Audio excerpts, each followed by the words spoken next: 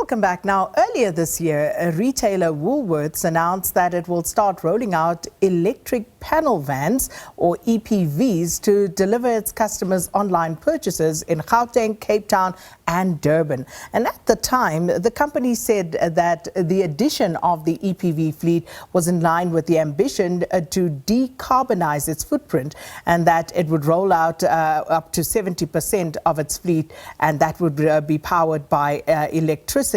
And the deal was part of a partnership with logistics group DSV and mobility specialist Everlectric, which is, of course, a local startup that offers commercial EVs and a network of charging infrastructure. And at the helm of Everlectric is today's Women's Month profile, co-founder and CEO Ndia Magadalela, who joins us in studio now. Ndia, good to have you with us. Welcome to Morning Live. Thank you. Thanks for having me. Now, before we get into all of that exciting stuff, let's start with the other exciting stuff. Who is Ndia?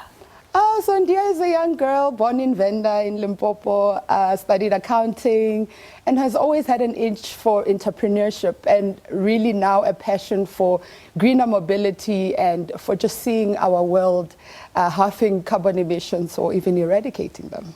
So where does that particular spark start from? You know, were you always a bit of a person who looked at green energy and that sort of thing, or did that come later?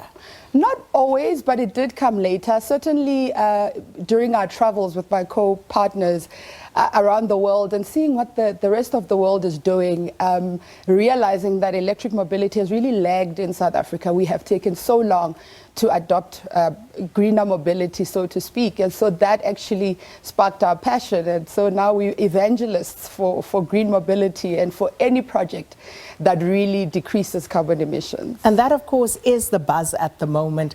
And it is, I'm not sure if it's still a niche space at this point, maybe in some ways, but at the moment this is where everybody is looking to move to. So let's talk about Everlectric and how you guys started. On what principle was this company founded?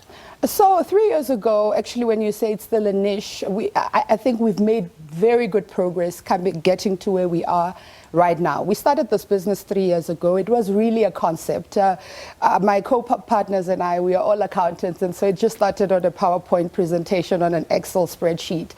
And really it was because corporates, the same as Woolworths, have now made the announcement. They have made certain commitments to decrease their carbon emissions by date X, Y, or Z.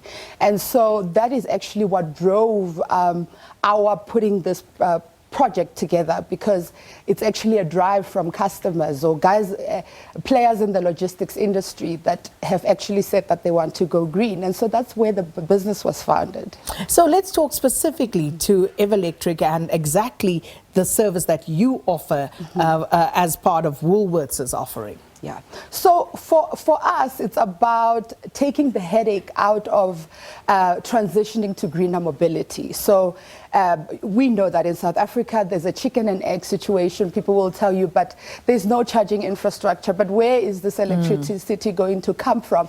And so out of those kind of headaches, we've put together a solution that provides the vehicle itself, the charging infrastructure, as well as the maintenance of the vehicle. So a fleet manager in one purchasing decision can actually make a decision to go with the Everlectric solution, and they actually have all the elements that they need to run their fleet without actually changing anything. So operationally, things will remain the same whether they choose to go with our solution or not. And that was important for us because we don't want the adoption of these kind of technologies to be a headache to our customers. And so that is actually how we've put it together as Everlectric.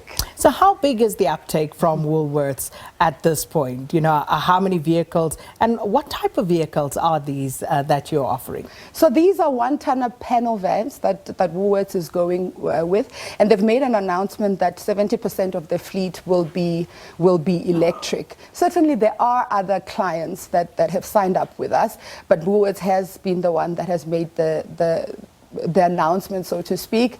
But really, it is 70% of their food delivery vehicles that are going electric in the next 6 to 12 months. So you spoke about some of the logistics around charging, charge points, for example, and I just kind of thought, if I'm thinking about Johannesburg, and I can't, maybe because I don't drive a hybrid or an electric vehicle, I can't off the top of my head think of where one could go to charge that vehicle. Only thing I can think of at the moment is the airport, which is pretty far. But where in Johannesburg do you have these charge points? So there are some charge points in Johannesburg, certainly, but not nearly enough to what we need for all our mobility needs. And that is why our solution actually provides the charging infrastructure as well. So we will put charging infrastructure for our clients' needs wherever they go, so that they're never out of charge. But in the next year or two, I think you're going to see a lot of suppliers actually putting up charging infrastructure, because electric mobility is really coming. The wave is here, actually. It's coming. But for now, not enough. But we really are here as entrepreneurs to solve those kind of problems for our clients. So I would imagine it's not just Johannesburg. Elsewhere in the country, where else have they taken up your solution? So it's Gauteng, it's KZN, and it's also the Western Cape.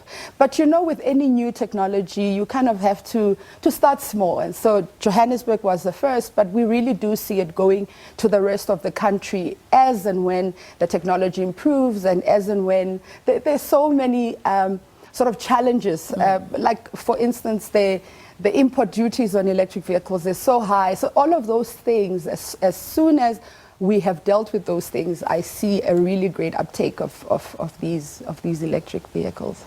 So given, logistics and fleet solutions that obviously for the foreseeable future are here to remain, looking at, where young entrepreneurs who are watching this now, where would they start in terms of thinking? If someone is thinking, sitting there now thinking, okay, I'd like to get into this logistics business, should they be considering getting an electric vehicle rather than getting what is more readily available on the market right now? So for now, it's a scale issue, right? And that's why we would go with the Woolworths of these world, etc. Because for a smaller player to get one or two, it might not be as efficient, right? But as time goes on, when the prices of these vehicles come down, it will make sense for anybody to adopt greener mobility or electric vehicles, so to speak. So if there's a young person who wants to start a fleet business, definitely they should think about how they could put together their solution to be greener, because they will realize that their customers will ask for it. A lot of these customers have made commitments, and therefore when you do bring a solution, it has to be one that satisfies that need. And so definitely it is something to think about, but for now it's almost like you have to start on a bigger scale, and then as it gets cheaper, then it will make more sense. The other thing is, electric vehicles on a total cost of ownership are much cheaper to run than internal combustion engines. This is if you look at everything that relates to the cost of a vehicle. So for bigger fleet guys, it really makes sense, because if you see where the fuel price is right now, if you've got 1,000 vehicles and you can save the kind of savings that electric vehicles can bring you, then it makes sense. It really makes perfect sense. Ndia, where to for you and your company? I mean, this is an exciting start, but I'm sure you have great ambitions.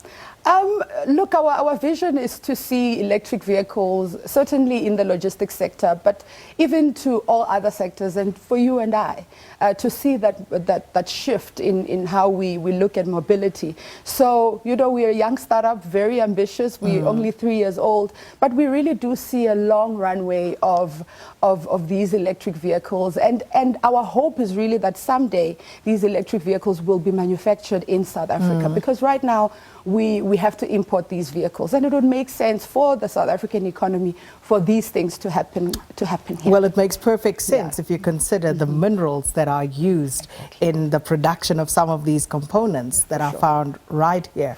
It would make perfect sense. It would make perfect sense, yeah. But Ndia, we have to leave it there. But thanks so much for coming through. It's been an absolute pleasure. Thank you for having me. Thank you so much. And that, of course, is as we continue with our profiles here on M Morning Live, speaking to women making waves. And Ndia there, Magadalela is, of course, this morning's profile, and a very interesting one. So you can always write to her, write to us, tell us what your views are.